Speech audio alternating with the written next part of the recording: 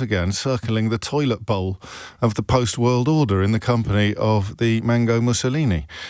Yesterday's speech to Davos, to the World Economic Forum in Davos, was a masterclass in idiocy and possibly encroaching dementia. If Joe Biden had got Greenland mixed up with Iceland several times, it would probably be on the front page of the Daily Mail. It would certainly be on front pages of American newspapers as yet more evidence of his clear cognitive decline. But the thing about Donald Trump that's really hard to actually articulate is that because the ridiculousness and the horror go hand in hand, and crucially, this is the really crucial bit, and I know you probably already know it, but sometimes it's helpful to hear someone else put it into words, because there is so much of it, it loses all impact and it loses all importance. There's so many individual instances of the unconscionable. But when they are following so fast upon each other that you literally can't keep count, then they cease to resonate in the way that they would do in isolation. Think about all the individual instances of moral depravity or political corruption that we have seen. Had they occurred under any other presidency, they would have occurred individually and in isolation, and they would have been, at the very least, impeachable and quite possibly career-ending. Certainly, electoral hopes would have been dashed at the first mention of many of the things that Trump mentions millions of times. This is a really important thing. Isn't it amazing that we can still stumble into some territory that feels vaguely fresh? Or are we just repackaging previous observations in new words? Are we saying all the right words, but not necessarily in the right order? That double combination. So the horror and the hilarity go hand in hand. I think the horror gets diluted by the ridiculousness. He announces something truly gross, but then he does something accidentally. This is the great irony of the situation, is that the stuff that dilutes the horror is the stuff that he does by accident. The best example is probably they're eating the cats, they're eating the dogs, which simultaneously a horrific lie worthy of the Nazis. And we'll get on to some behaviour by ICE later in the programme that is absolutely worthy of the Nazis. And it pains me enormously to tell you that I've found a way of showing you that Anne Frank pointed out that what ICE are doing now is very much of a piece with what the Nazis were doing when she was hiding in that attic in Amsterdam. But the way that it goes hand in hand with ridiculousness, so you shiver and laugh at the same time. But there is so much of it that you can't get a handle on it. It's like trying to climb 10 mountains at once with the same crampons. It's like trying to herd cats. It's like trying to nail jelly, or jello for my American listeners. It's like trying to nail jello to the wall, nail jelly to the wall. You can't do it. Today, not only is he supposed to be holding a signing ceremony for his ridiculous Board of Peace, ridiculous, but Vladimir Putin is potentially one of the signatories. Horrific. Vladimir Putin will sign only if he can get the $1 billion that he has to give to Donald Trump from assets that have been frozen as a consequence of his illegal invasion of Ukraine. Horrific. Donald Trump has also invited Benjamin Netanyahu to join his Board of Peace, a man facing ever-growing accusations and allegations of masterminding an actual genocide. Horrific. And Donald Trump wants to stay in charge of this ludicrous confection even after he ceases to be president. Horrific. But yesterday he was talking about Greenland and he kept calling it Iceland. Hilarious. Where do you put your attention? Where do you go with your focus? Where do you lead with your analysis? Tempting, of course, to do what we would have done had it been Joe Biden and focus upon the clear cognitive decline, the absurdity. But then probably we should be talking about the cowardly climb down.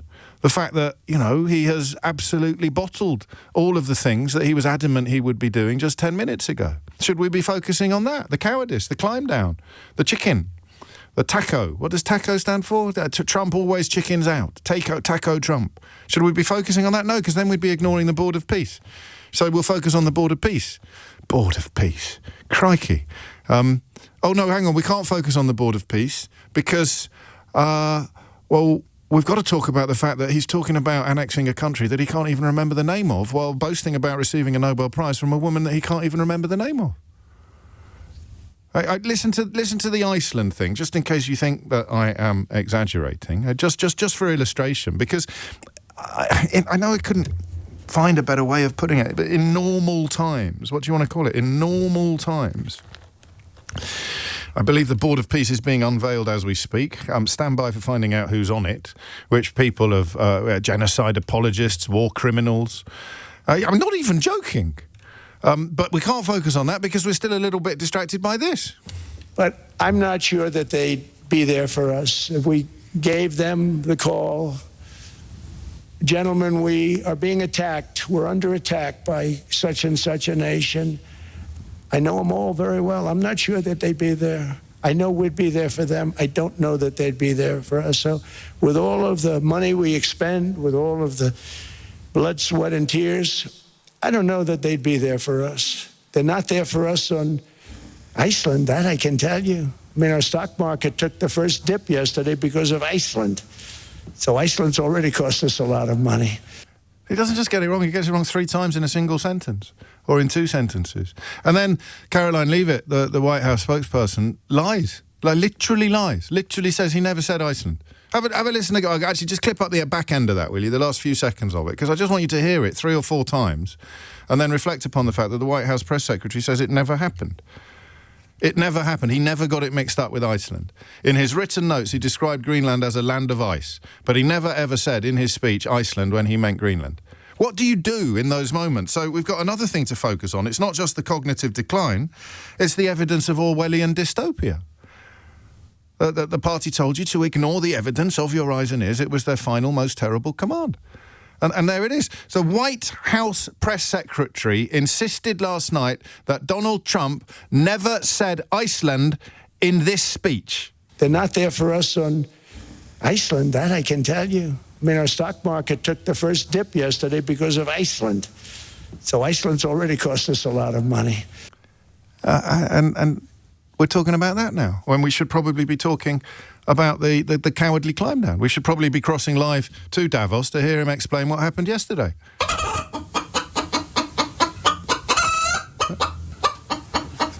Thank you, Mr. President. Look at how Donald Trump has turned the United States of America into a money-making and a money-laundering machine for him, his cronies, his family and his closest associates. And speaking of money laundering, Nigel Farage is in Davos, and the 17 breaches of the rules that he has been found to have committed included one donation from a bloke who was accused of money laundering in the United States of America not long ago. So I don't know whether any of these threads need knitting together, but if you can't see it yet, then it's highly likely that you never will. So we have spent the best part of this week, and it is still only Thursday, discussing the changes to the world order signalled by the obvious and explicit designs upon the sovereign territory of Greenland that were being articulated by the unhinged President of the United States of America, Donald Trump.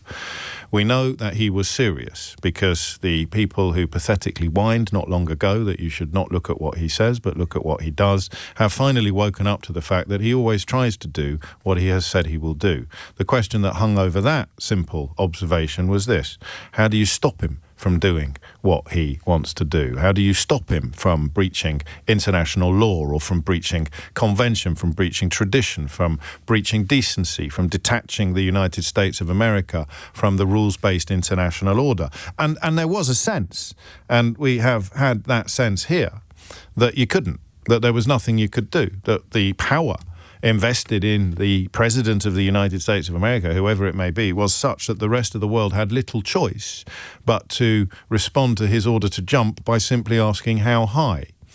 I began this week wondering whether Sir Keir Starmer had got it right. By Tuesday, I had concluded that he'd got it wrong. But in fact, he moved so quickly and so comprehensively in the correct direction that by PMQs yesterday he was able to lecture the leader of the opposition, Kemi Badenoch, on the pathetic decision to support Donald Trump's attempts to undermine European international solidarity and indeed Keir Starmer's personal and political determination to resist Donald Trump's ludicrous caprice. This entire obscenity that is unfolding in Davos now is designed to do one thing and one thing only: I am allergic to dead cats. I know what you're thinking. Take an antihistamine, and how come you're not allergic to living ones? But I'm speaking metaphorically. Well, it is true that distraction tactics are absolutely intrinsic to the dictator's playbook. And it is true that Donald Trump is desperate for attention not to return, or to at least return much later rather than sooner, to the Epstein files. But this entire edifice is designed to stop you and me talking about the climb down. The mother of all climb downs. Even the BBC found the courage to describe it as such. This is all designed to hijack the news agenda. The news agenda, which should, frankly, be full of quotes from Donald Trump that sound very much like this, will instead now be dedicated to the ludicrous notion that a collection of genocide apologists, war criminals, weirdos, dictators and murderers, or at least murderers factoti. Factota? What's the plural of factotum? Answers on a postcard, please. Will be dominating the news agenda, and we will be turning our attention away from his humiliation yesterday. And it's worked, because I've spent 40 minutes talking about the Board of Peace, brackets, snigger, close brackets, and not talking about the climb down yesterday. I opened the show today by explaining to you how impossible it was to keep track of things. I gave you a long list of things that could all be dominating our conversation, and I forgot to work out which was the one Donald Trump would be least keen on having us talk about, and that will be the humiliation, because he can deny the cognitive decline. But when he claims that there's a deal in the offing, if he can't produce the deal, everybody knows that he's lying. Caroline Leavitt can claim that he never said Iceland instead of Greenland, even though we heard him say it. They can gloss gish gallop their way through that. But what he can't do is camouflage or paper over the fact that there's no deal and there are no tariffs. He has bottled it. Donald Trump is, and I don't know whether this is a transatlantic phrase, so you may need someone to explain it to you. He is a bottle job. He is a chicken. He is a coward. He is a taco. Trump always chickens out. But we're not talking about him chickening out. We're talking about him constructing a committee of human beings so hideous and ridiculous. I still can't quite believe Tony Blair is going to be on it. He's not there, but, stranger things have happened. He is there. He is there. Tony Blair is sitting in the company of the people that we've just listed. And again, I cannot even begin to understand why, except for the old adage about it being better to he's in Davos. I don't think he's on stage. Better to be in a tent weeing out than it is to be outside a tent weeing in. I don't know. Well, you need to be in the room where it happens to stop the really bad stuff from happening. That is a question that Keir Starmer will be struggling with this morning. So what we're going to do is resist the temptation to talk about this nonsense and focus instead on the big story of the week, which is still Greenland.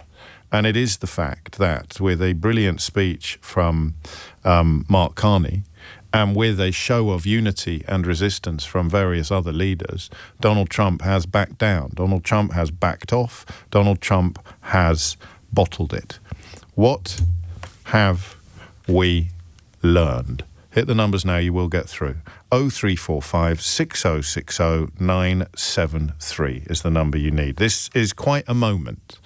You could see earlier in the week the unclenching of hands that were still clinging to the carcass of Trump being anything other than ridiculous stroke hideous.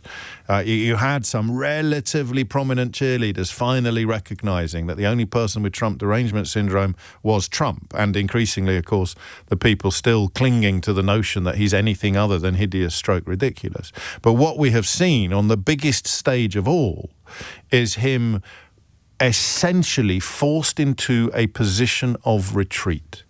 The idea that he was so powerful, that he was so big, that he was so irresistible is an idea essentially disseminated by Donald Trump. And yet when the world finally found an ability to say, absolutely not, absolutely and categorically not, when some leaders became focus points for resistance, when Mark Carney broke cover and Keir Starmer followed and Emmanuel Macron weighed in, he folded like a cheap suit. He collapsed like a house of cards. So in the context of moving forward, Okay? What have we learned? Why do you think Donald Trump bottled it? And it takes an understanding of the issues to answer that question substantively. It's not just that a bully got bullied. There's got to be more going on behind the scenes. There's more moving parts than that. So why do you think Donald Trump bottled it? And what does this teach us about the future?